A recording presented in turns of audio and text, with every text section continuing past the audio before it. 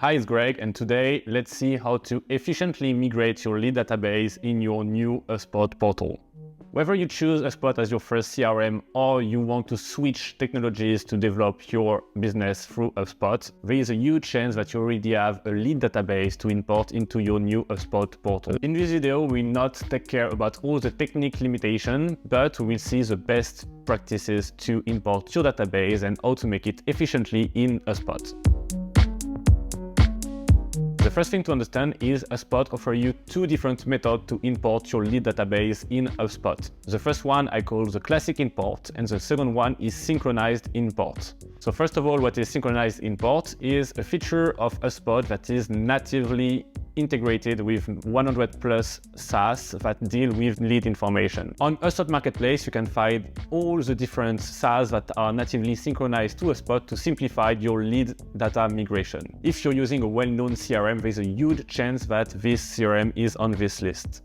Of course, all these different integrations will work in a separate way because all CRM have different features, but if you're already using one of these CRM, you can maybe migrate all your database in one click. The second method is a classic import, and it's what we will focus on today.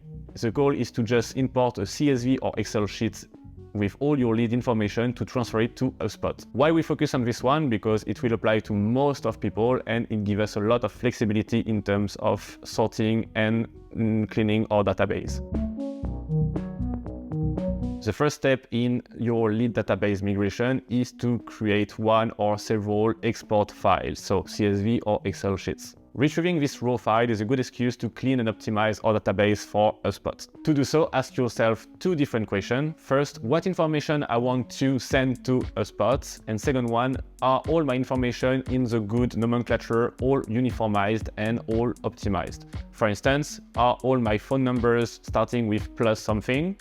Are all my country information or job titles information written the same way to facilitate the data segmentation later on HubSpot? It's way easier to clean and optimize an Excel sheet or a CSV rather than importing it raw in HubSpot and create automation to clean your database later on. So basically that is how HubSpot will understand your file.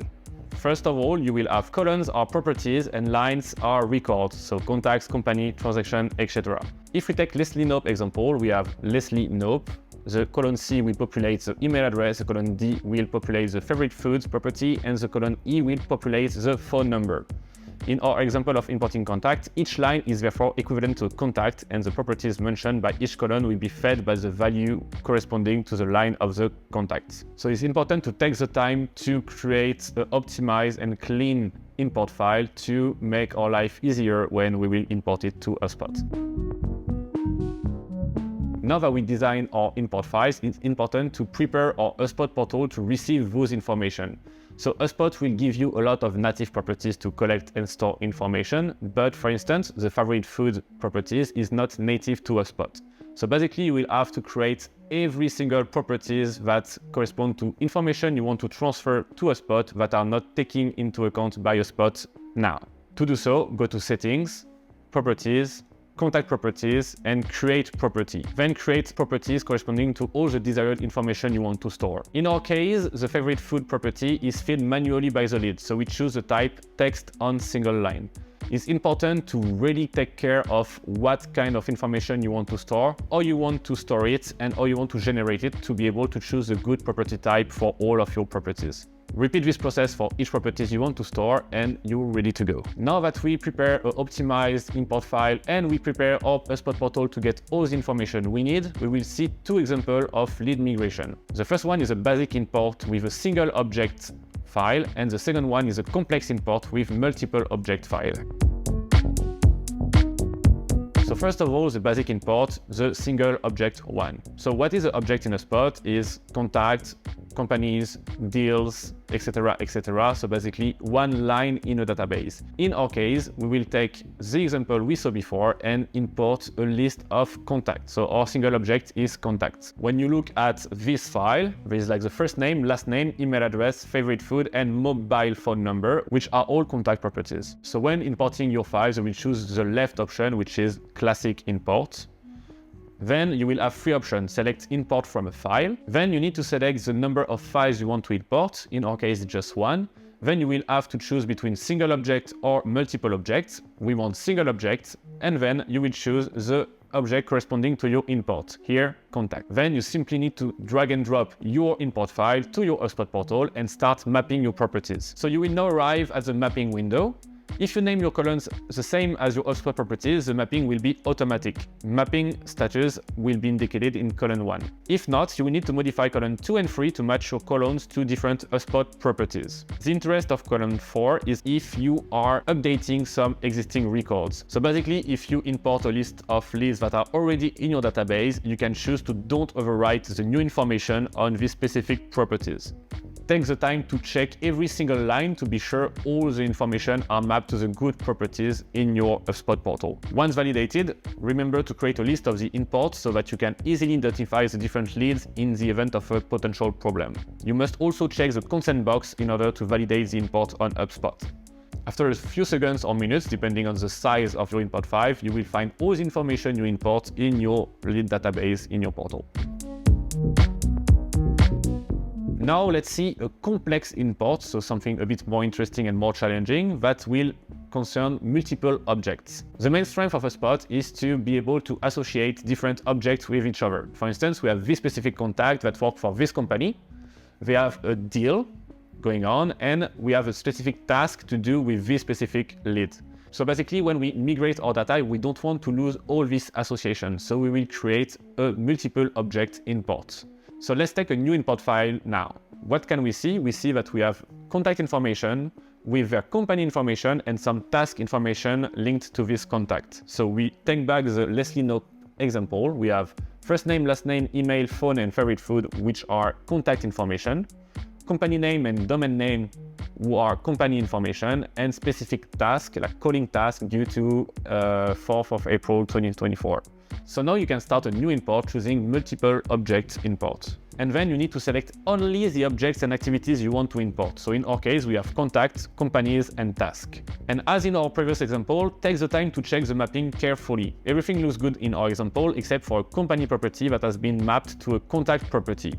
So in this case, it's okay, we just manually rectify the mapping. We just need to select company properties instead of contact properties, and on the next column, choose company name as a company properties. If you don't name your property in the same way as HubSpot interprets it, it's possible that it will not be mapped automatically. It's just fine. Go to the line that is not correctly mapped and change it manually. It could be contact, companies, or task. It's fine. You just need to map it manually and make sure it's going to the good place you want it to be. Before ending this video, I would like to share with you 3 survival tips to make sure your import is going smoothly. The first one is when it comes to a big import of a lot of contacts, to test it in your sandbox before. HubSpot gives you the possibility to create a sandbox that is basically a copy of your portal that allows you to test new automation or new imports without impacting your real database and real automations. When it comes to big import, especially if it's your first one, it could be a good idea to test it in your sandbox first to be sure everything is going smoothly, rather than like killing all your existing portal. The second tip is to take care of marketing contacts. Basically, when you will import a lot of contacts in a single object import, they will ask you to choose if you want these leads to be marketing contacts or not. Be careful, HubSpot will make you pay based on the number of marketing contacts you have on your portal. If you import like 20,000 leads, you might not want to put them as marketing contacts. If not, your invoice at the end of the month will be super high for your HubSpot subscription. And the last tip is to understand how HubSpot deal with unique identifiers in this portal. Basically, if you import new leads that have never been in your HubSpot accounts, HubSpot will choose email address as a unique identifier. If it's an update of existing contacts, HubSpot will not take care of the email address, but take care of the record ID, which is the unique identifier HubSpot proposed in all our database. So it's important to understand the difference of these 2 unique identifiers to be sure when you import your leads, you don't get a lot of duplicates or something like that. I hope this video helped you to do efficient lead database migration in your new HubSpot CRM. If it's the case, don't forget to put a thumbs up and subscribe to this channel to be sure to don't miss any new videos. And if you want to deepen your understanding of HubSpot portal, I create a private web page named the Workflow Box. In this page, you will find the list of all the different workflows I presented on my channels. And for each workflow, you will find a detailed description, a video tutorial, a detailed blog post that gives much more context about this workflow, and an action plan based on a to-do list to make sure you can follow every single step to apply this workflow to your portal. If you're interested by this content, I put a link in the description below. You just need to fill a short form and I will find you there. I hope this video was clear enough. It was Greg. I wish you a great week and see you next Monday.